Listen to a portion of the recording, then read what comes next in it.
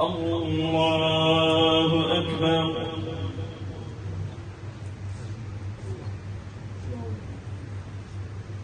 الحمد لله رب العالمين الرحمن الرحيم مالك يوم الدين.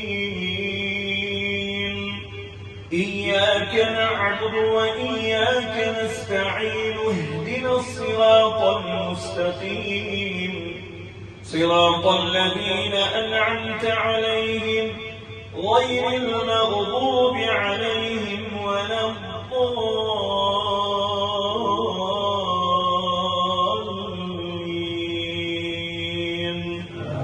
آمين. الحمد لله الذي أنزل على عبده الكتاب ولم يجعل له عوجا قيما لينذر بأسا شديدا من لدنه ويبشر المؤمنين الذين يعملون الصالحات أن لهم أجرا حسنا ماكثين فيه أبدا وينذر الذين قالوا اتخذ الله ولدا ما لهم به من علم ولا لآبائهم كبرت كلمة تخرج من أفواههم إن يقولون إلا كذبا فلعلك باخع نفسك على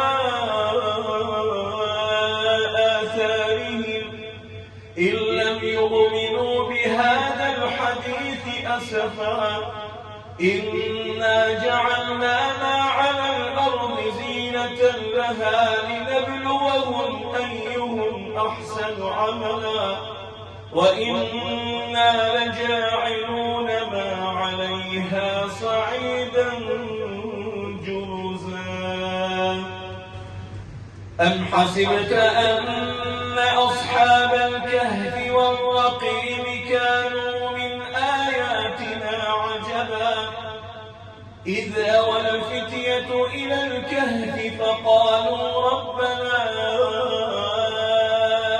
آتنا من لدنك رحمة وهيئ لنا من أمرنا رشدا فضربنا على آذانهم في الكهف سنين عددا ثم بعثناهم لنعلم أي الحزبين أحصى لما لبثوا أمدا نحن نقص عليك نبأهم بالحق إنهم فتية آمنوا بربهم وزدناهم هدى وربطنا على قلوبهم إذ قاموا فقالوا ربنا رب السماوات والأرض لن ندعو من دونه إلها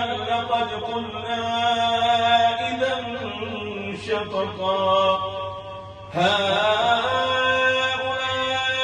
قومنا اتخذوا من دونه آلهة لولا يأتون عليهم بسلطان بين فمن أظلم ممن افترى على الله كذبا.